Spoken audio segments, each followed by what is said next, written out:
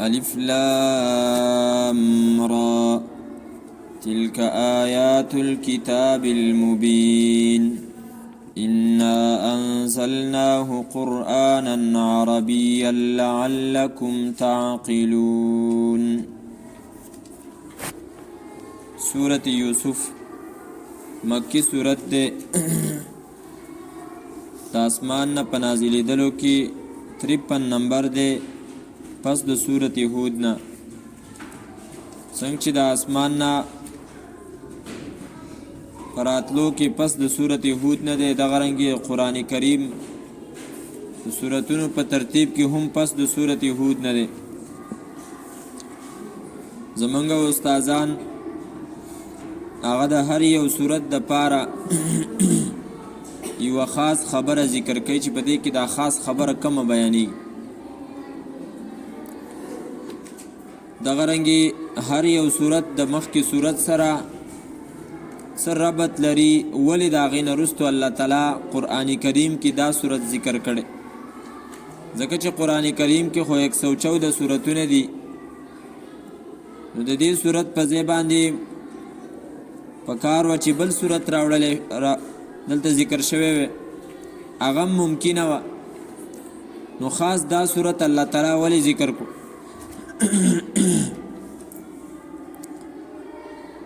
دا خبرې به ان شاء الله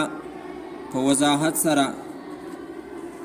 د ماسپښین په درس کې ان شاء الله مونږ کوو چې کله هغې ته ورسېدو. خو صرف دومره خبره چې دا سورت یوسف د سورت هود نه وروسته ولې الله تعالی ذکر کړو او دې کې څه حکمت و نو د هغې جواب دا دی چې اصل کې د سورت یوسف او د سورت هود چې کومې خبرې دي او مسئلې دي دا په خپلو کې یو بل ته نږدې دي نو د دې وجې نه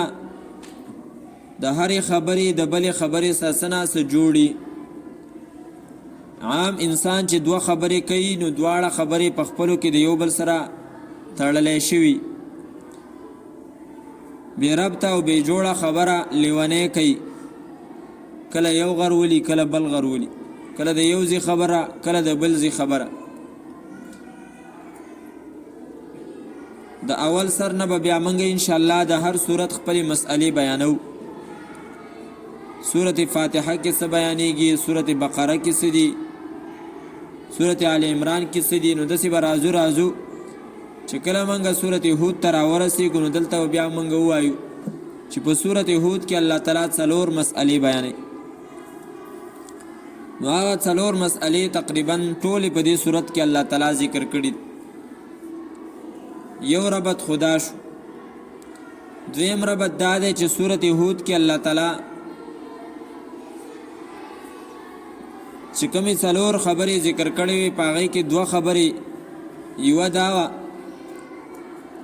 چې په غیبو باندې د الله تعالی نه علاوه بل څوک نه پوهېږي او دویمه خبره دا وه چې د الله نه علاوه قدرتونه د بل چا نه چلیږي دا د الله تعالی قدرتونه دي. نو سورت یوسف کې الله تعالی په دغه خبره باندې تفصیلی واقعا ذکر کوي د حضرت یوسف چې وګوره حضرت یوسف په غیبو باندې نه پوهېدو حضرت یعقوب په غیبو باندې نه پوهېدو د حضرت یعقوب اختیار نه چلیدو بغیر د اسبابونه د هغه پوهه په څه باندې نه وه بغیر د اسبابونه هغه څه نه شو کولی. وګوره حضرت یعقوب نه حضرت یوسف 40 کاله ورک دی او حضرت یعقوب پریشانه دی او حضرت یوسف خواته بله آبادی ده بله علاقه ده مصر په هغې کې موجود دی خو حضرت یعقوب ته د دې معلومات نشته.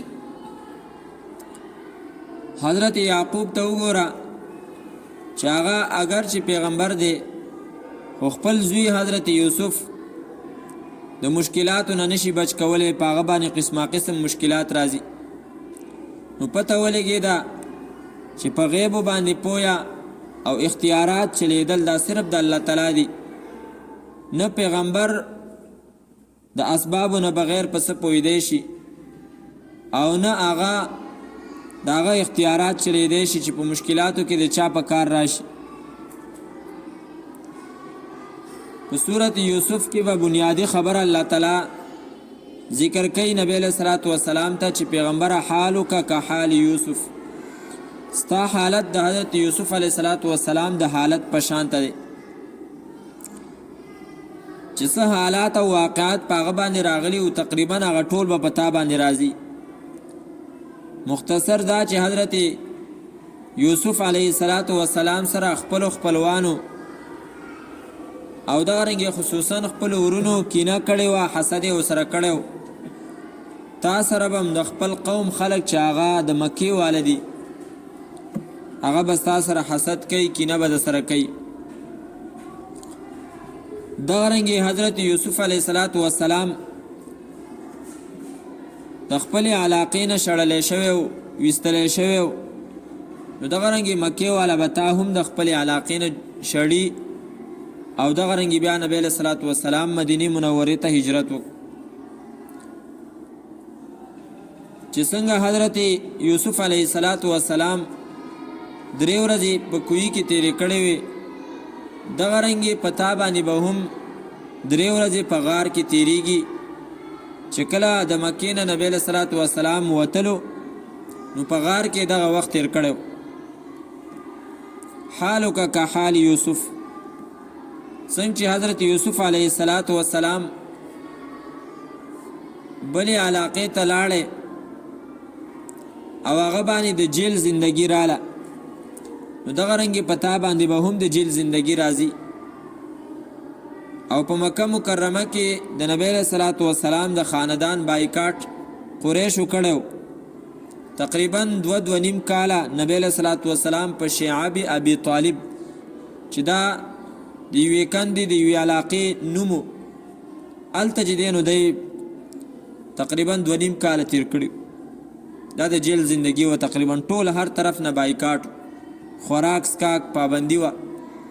او د دیو سره نکاحګانې پابندي و. آخره کې بیا الله تعالی رحم وکړو او د هغو چې کومه د معاهدې کاغذ و هغه یو چمجي وخوړو. د هغې د وجې نه په مشرکینو کې دننه بغاوت د دې خبرې رالی او اختلاف پیدا شو چې دا زمونږ خپلوان دي، دلته موږ په مکه کې ناست یو، موږ خوراکونه کوو او د هغو بچي هلته د لوږې نه جاړي. څنګه چې حضرت یوسف علیه السلام په بله علاقه کې آباد شو نو دغه رنګې نبی علیه السلام ته هم دا حکم دی چې ته به ځې او بل ځای کې به آبادېږي. یوسف علیه السلام مصر کې آباد شو او نبی علیه السلام بیا مدینه منوره کې آباد شو. څنګه چې په حضرت یوسف علیه السلام باندې تهمت او بدنامه ولګېده د زلیخې د طرف نه، نو دغه رنګې پیغمبره په تا باندې به هم دغه تهمت لګي او په نبی صلی الله علیه وسلم په بیبي حضرت عایشه صدیقه رضی الله عنها باندې دغه بدنامه بیا ولګېده د منافقینو د طرف. چې څنګه د حضرت یوسف پاکی الله تعالی را لېږلې وه د آسمانونو، نو دغه رنګې ستا د بیبي پاکی به الله تعالی راولېږي او د هغې په باره کې بیا د صورت نور آیتونه تقریبا 11 آیتونه کم از کم 10 آیتونه هغه رال او د نبی علیه السلام د بیبي حضرت عایشې پاکی بیان کړ. نو دې صورت کې بنیادی دغه خبره ده حالک که حال یوسف. باقی په دې صورت کې به خصوصا دا مسله ډیره ذکر شي چې د الله تعالی سره د الله په صفت د علم کې څوک شریک نشته، په صفت د علم کې سره څوک شریک نشته. د علم د الله تعالی کامل دی، دغسې علم د چا نشته دی. دویمه خبره قدرتونه د الله تعالی دا صرف د الله تعالی دی، دغسې قدرتونه د بل انسان نشته دی. او دریمه خبره رښتینواله د نبی علیه السلام به ذکر شي چې چرته حضرت یوسف او د هغه دومره تفصیلي او اوږده قصه او چرته نبی علیه السلام څنګه ورته دا معلومات وشو، ځکه چې دا پیغمبر دی او وحی ورته راغلی ده. ورنه نبی علیه السلام خو لیکل لوستل نو کړي، څنګه درته پته ولګېده حضرت یوسف هغه ورونو کوی ته واچو. څنګه ورته پته ولګېده چې حضرت یوسف ورونه حضرت یعقوب خواله په ماسپوتن کې په جړا باندې راله و هغو ځان له چې دی نو بهانه جوړه. څنګه ورته پته ولګېده چې یوې قافلې والا رال او حضرت یوسف یې راویستو او بیا یې چې دی نو د ورونو په هغو باندې ورخرڅ کو او بیا هغه مصر ته لاړې او مصر کې بیا چا واخستو او بیا هلته چې دی نو هغه د بادشاه کور ته ورسېدو، بادشاه واخستو او د هغو خادم شو. دا معلومات څنګه وشو؟ دا دومره اوږده تفصیلي واقعه الله تعالی فرمایي ذلک من انباء الغیب، دا د غیبو خبرې دي نوحیه الیکا چې منګه د دې وحی کو تا ته. نو پته ولګېده چې نبی علیه صلات وسلام رښتینی پیغمبر دی. او څلورمه خبره د پیغمبرانو نجات به الله تعالی په دې کې ذکر کی. تکلیفونه په حضرت یوسف راله خو الله رالل خو هغه تکلیفونه الله تعالی حضرت یوسف په آخره کې چې دی نو پاک ویست. که هغه تکلیف د ورونو که هغه کوی ته غورځېدلو او که هغه د زلیخې په بدنامه کې راتللو او دغه رنګې که هغه د حضرت یوسف هغه د خوب تعبیر بیانولو او که جیل ته تللو، په دې ټولو کې الله تعالی حضرت یوسف چې دی نو روغ راویستو. حضرت یعقوب باندې څومره پریشانۍ نه رالی، ورونو چې دی نو زامنو هغه ته د سادهتوب نسبت وکړو او دغه رنګې زامنو چې دی نو د هغه زوی حضرت یوسف ته دومره تکلیف ورکړو. نو د دې ټولو نه باوجود الله تعالی حضرت یوسف او حضرت یعقوب په دغه مشکلاتو کې چې دی نو ولا نجات ورکړو. بهرحال دا ټول تفصیل به انشاءالله په دې صورت کې ذکر کیږي. صورت یوسف یو عجیبه صورت دی، د دې عجیبه والی خبرې به انشاءالله موږ ذکر کو. الف لام را، الله تعالی پوهیږي په معنا د دې حروفو. وس الف لام را د دې څه مطلب دی؟ دا ټول مطلب به انشاءالله چې کله موږ سورت بقره شروع کوو نو د هغې په اول سر کې به دا تفصیلي موږ وایو چې په دې باندې څوک پوهیږي پې نه پوهیږي، د دې د ذکر کولو حکمت څه دی، ولې الله تعالی دلته قرآن کریم کې دا ذکر کړي دي حالانکه په دې خو څوک نه پوهیږي. نو د دې هرې مسلې به انشاءالله خپل ځای او خپل ټیشن به الله تعالی پوهیږي په معنا د دې حروفو. الف لام را دا د دې معنا نه ده چې الله تعالی په دې باندې پوهیږي، بلکې دا موږ د خپل عاجزۍ اظهار کوو او موږ وایو چې موږ په دې باندې نه پوهیږو، په دې باندې الله تعالی پوهیږي. تلک آیات الکتاب المبین، دغه آیاتونه دغه کتاب دی المبین چې هغه واضحه کوونکی دی. قرآن کریم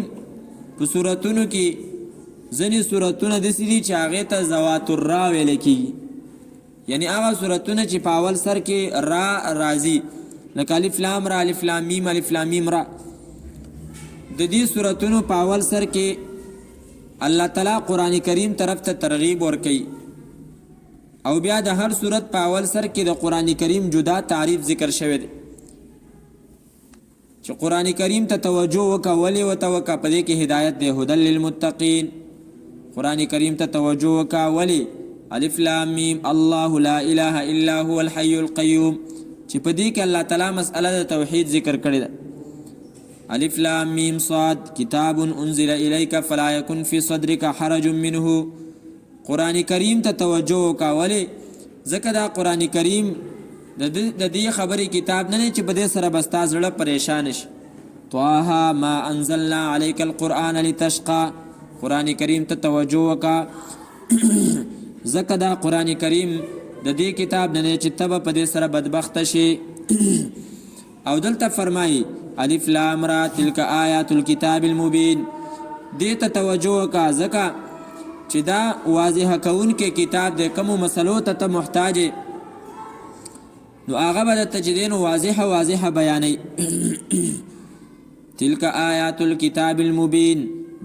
دغه آیاتونه د هغه کتاب دی المبین چې هغه واضح کوونکی دی. ابان یبین ابانتن په معنا د واضح کولو باندې راځي. قرآن کریم ته مبین کتاب ځکه وایي الظاهر لاعجازه، والمظهر لاحکامه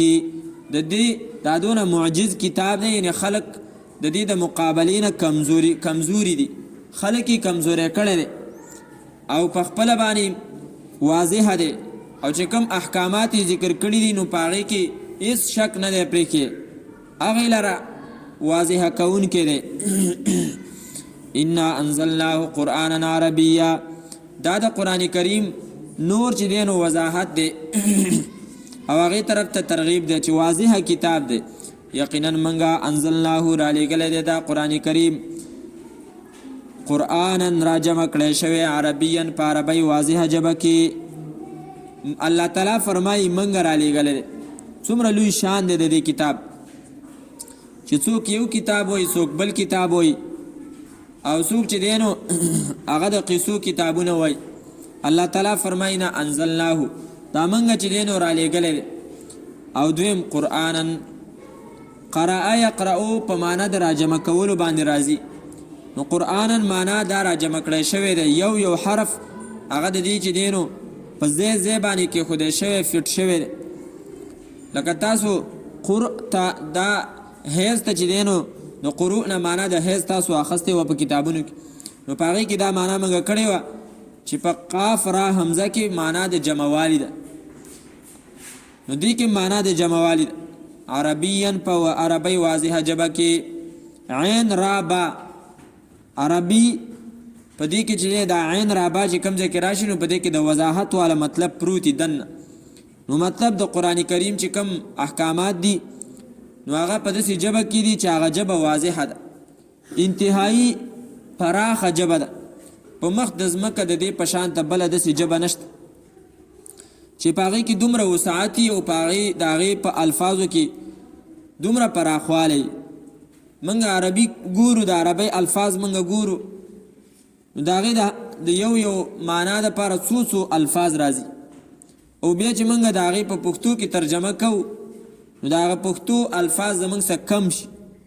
خو د هغه عربۍ هغه معنا د هغې وضاحت نه کیږي. د عربۍ د الفاظو چې کومه معنا ده په عربۍ کې به د هغې دپاره یو مختصر لفظ ذکري، خو هغه مقصد چې موږ په پښتو کې بیانو نو پښتو کې به د هغې دپاره ډېر الفاظ وي، حالانکه په عربۍ کې په مختصرو الفاظو سره دومره ډېر مقصد هغه ادا کړی شوی. او دا د قرآن کریم انتهایی اعلی مرتبه ده د فصاحت او د بلاغت او د وضاحت. دویم نمبر کې احادیث د نبی علیه صلات وسلام دي چې هغه فرمایي چې زه الله تعالی په پیغمبرانو باندې غوره کړی یم په یو څو خبرو سره چې په هغې کې یوه خبره اعطیت جوامع الکلمې، جامع خبرې ما ته راکړی شوي دي. نبی علیه صلات وسلام فرمایي او د نبی علیه صلات وسلام په خبرو کې چې بیا سوچ او فکر کې وړه خبره او په هغې کې ډېر شي مقصدونه پراته.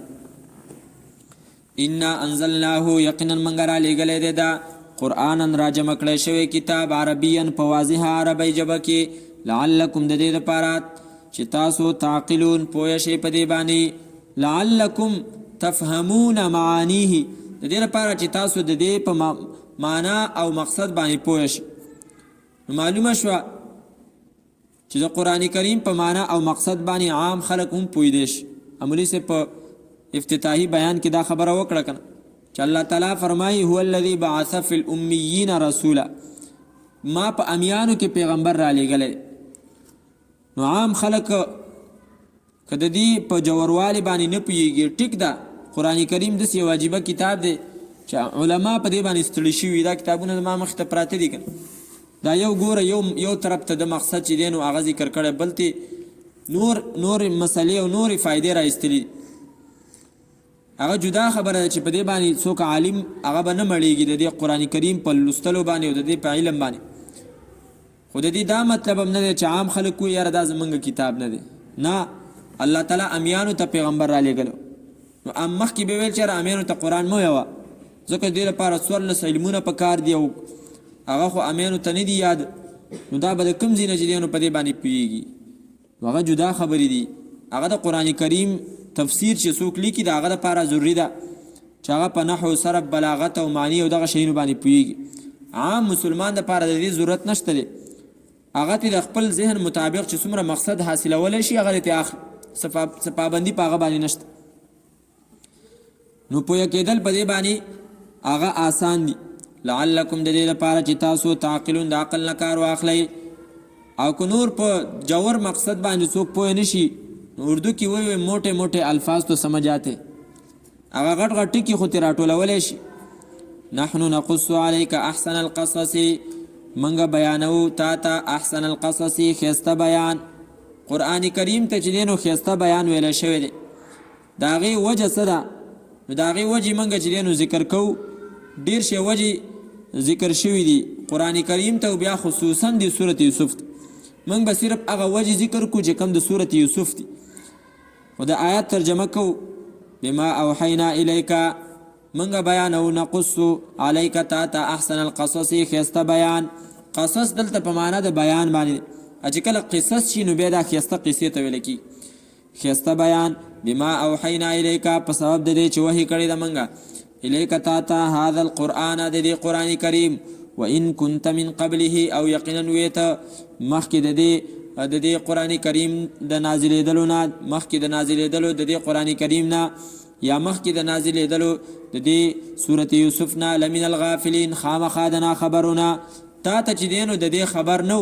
ته د دې نه چې دی نو غافله وې. نو د دې نه پته ولګېده چې وحی نه وه راغلی، نو نبی علیه صلات وسلام ته علم نو، عقیدت یې زده کوه. وحی نه وه راغلی، الله تعالی فرمایي د دې نه مخکې ته د دې نه ناخبره وې. نو دا ته معلومه شوه چې عالم الغیب ذات صرف یو الله تعالی دی. او که پیغمبر ته د غیبو خبر راځي، یا هغه د غیبو خبر خپل امت ته بیانوي، نو دې ته انباء الغیب ویل کېږي. یعنی الله تعالی پیغمبر ته دغه غیب وروښودل، نو امت ته هغه چې دی نو بیان کړ. خو د دې دا مطلب نشو چې څوک دا عقیده جوړه کړي چې الله تعالی نبی علیه صلات وسلام ته کل غیب، ټول غیبونه چې دی نو ورښودلي دي. نه نه نه، دا په یو ځای کې هم نه دي راغلي. که دغه مطلب او دغه عقیده ته جوړه کړي، نو بیا قرآن کریم کې چې دغه آیتونه راځي چې الله تعالی پیغمبر علیه الصلاة والسلام ته فرمایي ذلک من انباء الغیب نوحیه الیک، او دا قل لا املک لنفسی نفعا ولا ضرا ولا اعلم الغیب، زه په غیبو باندې نه پوهېږم. نو دغه آیتونو به چې دی نو بیا څه مطلب ذکر کړي. او دغه رنګې نبی علیه صلات وسلام د وفات نه تقریبا 18 ورځې مخکې دا آیت راځي چې پیغمبره په مدینه کې ستانه غیر چاپیره منافقان اوسیږي. سورت توبه کې به راشي 18 سپاره. او تا ته پته نشته دی، نحنو نعلمهم، منګه ته د هغو معلومات دي. نو بیا به د هغې څه مقصد ذکر کړي. نو مطلب دا شو چې غیب و خبر الله خپل نبی ته نه کړی، نو هغه د دې د خبردارۍ نه مخکې په هغې باندې نه پوهېږي. لکه الله تعالی فرمایي وان كنت، او ان خو تاسو ته پته ده مخفف من المثقل، وان كنت او یقینا ویته من قبله مخکې د دې راتللو د قرآن کریم نه، یا مخکې د راتللو د دې صورت یوسف نه، لمن الغافلین، خامخا د ناخبرونه. اذان ملخص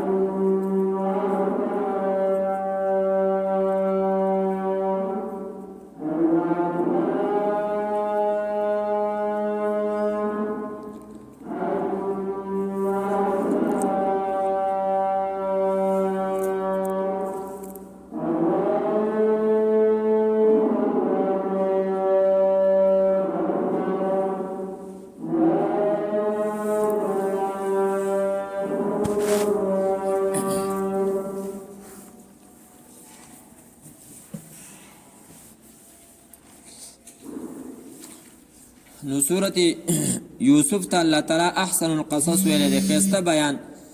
نو د دې ښایسته بیانوالي چې دی نو وجې علما کرامو ذکر کړي دي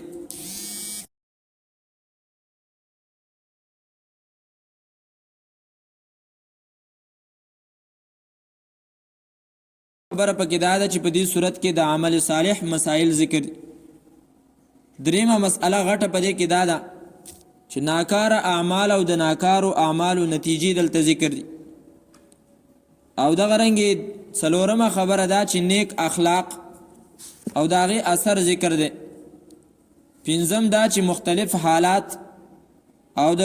شیونو قسمونه پکې ذکر دي او وم دا چې د سیاست او د تاریخ ذکر الله تعالی په دې کې کړی لکه مثال په طور باندې د عقیدې مسائل علما کرامو ذکر کړي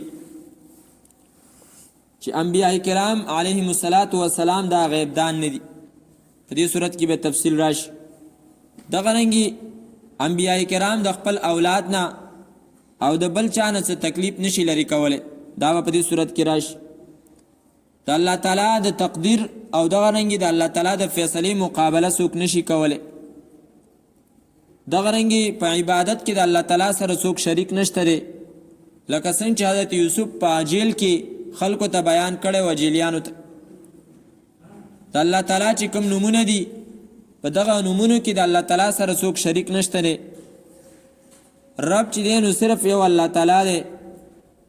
دا مسئلې په دې صورت کې د عقیدې غټې غټې ذکر دي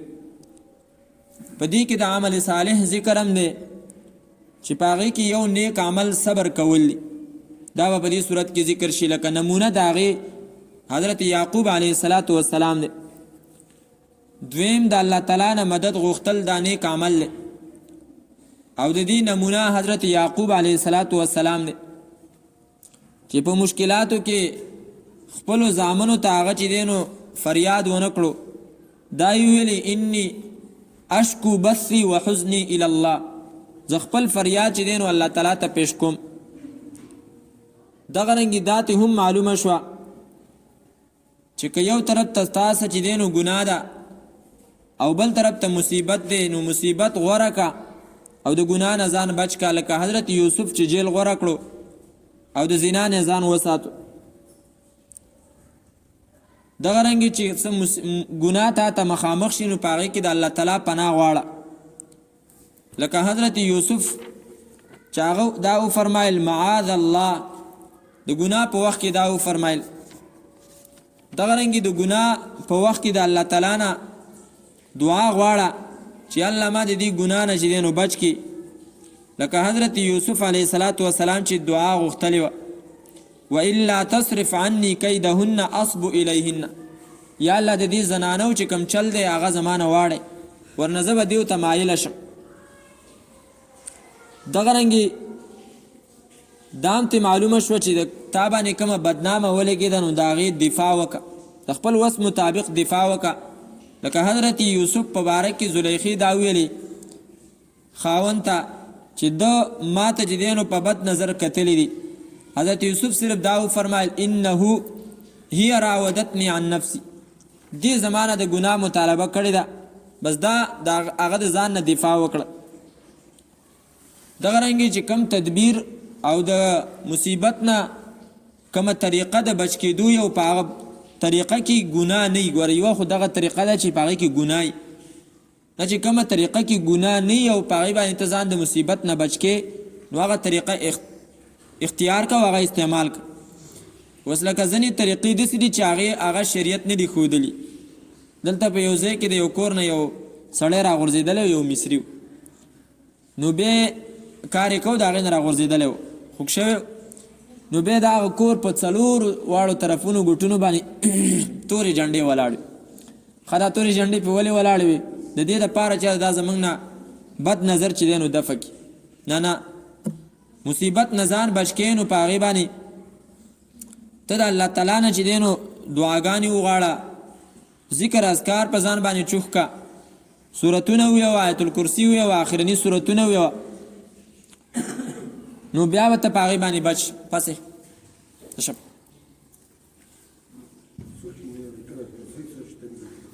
دا د کې دا مرض شته دی. نو چې څه قسمه مصیبت راځي هغه سم د الله تعالی د طرف نه راځي. په جنډو په تورو جنډو چا چې دی نو چپلې ځوړندې کړي، چا ګاړو ته ځوړندې کړي او چا ښکران لګولي. طالبګرۍ کې موږ یو ځای کې وو، هلته یو جرنده وه، د اوبو والا جرنده چې کوم، نو هغه جرنده کې یو اډوکی لګېدلی وو چې دا څه شی دی، څه حساب دی. نو زمونږ بل ملګری و هغه ته تپوس وکړو، ویل دا څه شی دی؟ ویل دا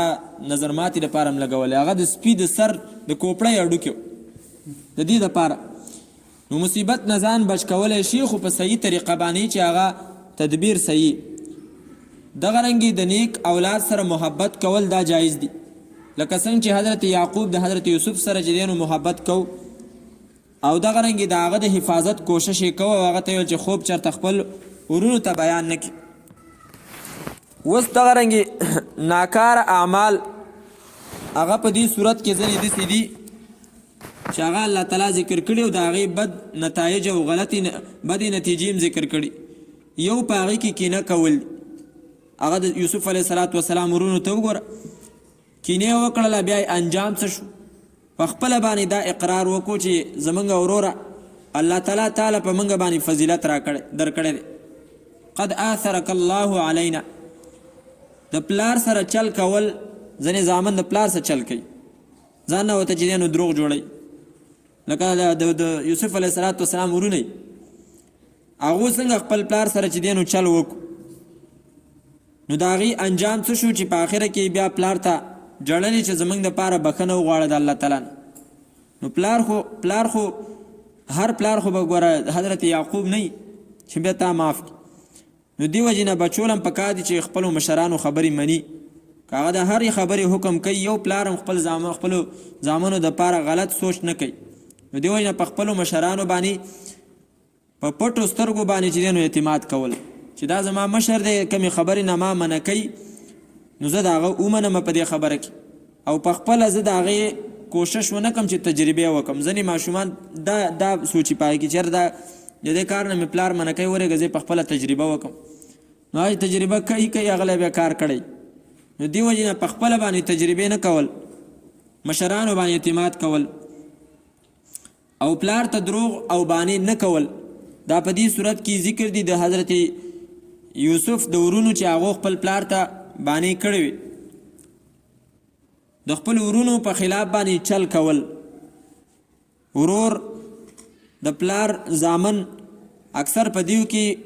چې کله دا لږ مشران شي او ځوانۍ ته ورسیږي، نو بیا دی په خپلو کې چې دی نو دغه چل ول د یو بل سره کوي او د یو بل خپې وایي.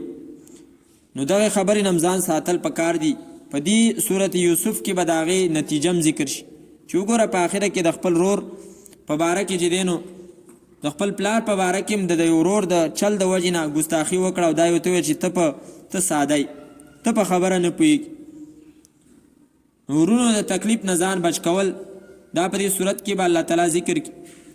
د ښځو مکرونه او چلونه هغه به په دې صورت کې ذکر شي، خصوصا په هغې کې د زلیخې چل چې هغې څنګه چې دی نو خپل ځان بچ کو، او د خپلې ګناه ټول جرم هغې په حضرت یوسف باندې ورواړه. خو په آخره کې هغې څه ویلې؟ الآن حصحص الحق. اوس خبره چې دی نو سپینه شوه او ګناه ماته وه، حضرت یوسف ته ګناه نه وه. دغه رنګې د زنانو په باره کې دا دي چې هغې د یو بل سره به په کور کې جنګ جګړې کوي، عیب به په یو بل باندې لګوي، او د زنانو دا عیب هم پکې ذکر شي چې هغې د پردو سړو سره چې دی نو عشق کوي، د نامحرمه خلکو سره چې دی نو هغې دغه قسمه تعلقات ساتي چې هغه حرام دي.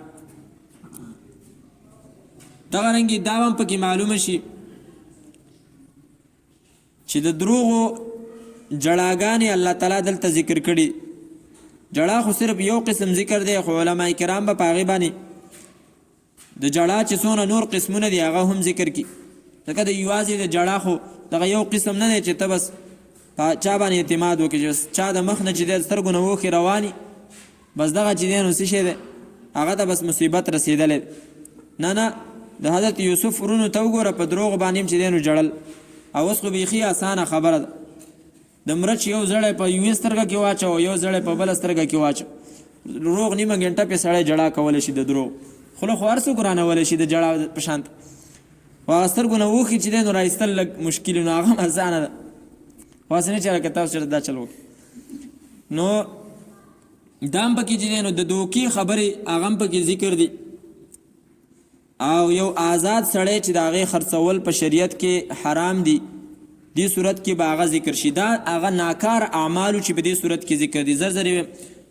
نیک اعمال هم په دې کې چې نو نیک اخلاق ذکر دي د حضرت یوسف علیه السلام د خپل مالک چې هغه اخیستی و د مصر د منډۍ نه د هغه سره یې څونه ښېګړه وه او څونه د هغه د کور خیال ساتو د هغه سره خیانت نه کو د خیانت نه ځان بچ کو دغه رنګې حضرت یوسف ځان پاک وساتلو عفت او پاک دامني دا ښه صفت حضرت یوسف په جیل کې د خپلو ملګرو سره ښېګړه کوله هغو ټول ویلې انا نراک من المحسنین موږ یینو چې ته نیک سړی دغه رنګې په جیل کې په سخته کې د الله تعالی حق بنی حضرت یوسف په جیل کې خپلو ملګرو ته د الله تعالی حق بیان کو چې ګوره تاسو مختلف خدایان جوړ کړي دي یو الله هم چې دی نو هغه پرېښی دی دغه رنګې دام ښه صفت پکې الله تعالی ذکر کوي چې د چا نه غلطي وشوه د هغه غلطي هغه ته معاف کړه لکه حضرت یوسف ورونو د یوسف علیه السلام په حق کې څونه غټه غلطي کړې وه چې هغه کوی ته اچولی بیا یې خرڅ کړو د هغو د وجې نه پې دومره مشکلات او مصیبتونه رال خو حضرت یوسف هغوی چې دی نو معاف کړو دغه رنګې مال تقسیمې په خپلو بچو کې یا په نورو خلکو کې پارټنران دي شریکان دي نو په هغوی کې به ته څه کې په هغوی کې به د خیانت نه ځان بچ کې انصاف به کې دغه رنګې یو کس تا په حق کې چې دی نو جرم کړی دی او هغه تا ونیو نو مخامخ یې مه ملامته کوه د خلکو په مخ کې مه ملامته کوه او چې هغه په خپل جرم باندې پښیمانه نو د هغه دپاره د الله نه استغفار وغواړه بخښنه ورله وغواړه چې الله یې معاف کړي دغه رنګې دې صورت ته احسن القصص ښایسته بیان ځکه ویلی کېږي چې په دې کې به خوبونه لیدل او د هغې قسمونه ذکر شي دا به راشي انشاءالله دغه رنګې په دې کې د چلونو قسمونه دي څرنګه چلونه چې دی نو د ښځو چل ته وګوره د یوسف علیه السلام د ورونو چل ته وګوره د محبت اقسام به په دې صورت کې ذکر شي چې محبت په څو قسمه باندې دی یو د حضرت یوسف د خپل زوی سره د حضرت یعقوب د خپل زوی حضرت یوسف سره دغه رنګې ناجایزه محبت د زلیخې د حضرت یوسف سره او د مصر د زنانو د حضرت یوسف سره هغه محبت و ځکه خو ته هغه پناه غوښتله وإلا تصرف عني کیدهن جمع صیغه راوړی دی الله د دې ټولو زنانو چل کړي زمانه وانړو نو زه به په ګناه کې اخته شم دغه رنګې د جړا قسمونه به پکې ذکر شي دا تقریبا 10 قسمه جړاګانې دي هغه به بیا پکې ووایو او دغه رنګې په دې کې د نفس قسمونه نفس اماره چې د ګناه حکم کوي نفس لوامه هغه به ذکر کو نفس مطمئنه چې هغه د انبیاء کرامو نفس د عقل والا چې څومره خلق دی د هغې قسمونه به پکې ذکر کړي عقل والا په هغې کې انسان دی په هغې کې فرشتي دي شیطان دا ټول په دې صورت کې ذکر دغه رنګې د آبادو قسمونه به پکې ذکر کړي مصر ښار دغه رنګې وجاء بکم من البدو بانډه دغه رنګې کوې دا به پکې ذکر شي احسن القصص قیمتونه څومره دي د هغې اقسام به پکې ذکر شي د لوښو قسمونه به پکې ذکر شي پیالۍ وغیره پیمانې رڼا کم شی نه ورکوي نور سپوږمۍ ستوري د هغې بیان به پکې وشي احسن القصص د تعداد او د ګنتۍ ځینې قسمونه به پکې ذکر شي لکه 11 کوكبا او دغه رنګې 7 دا به پکې ذکر شي د حیواناتو قسمونه به پکې ذکر شي چې په هغې کې غوا ده په هغې کې شرمک دی په هغې کې نورې مرغۍ دي دغه رنګې د خوراک سکاک شیونه چې په هغې کې شراب دي په هغې کې روټۍ ده په هغې کې وږي دي او د قافلو قسمونه او د وختونو قسمونه او دغه رنګې سیاست او تاریخ او د بادشاهانو نومونه دا به په دې صورت کې ذکر شي ځکه دې صورت ته چې دی نو احسن القصص وي سبا به انشاءالله د دې تفصیل ذکر کوو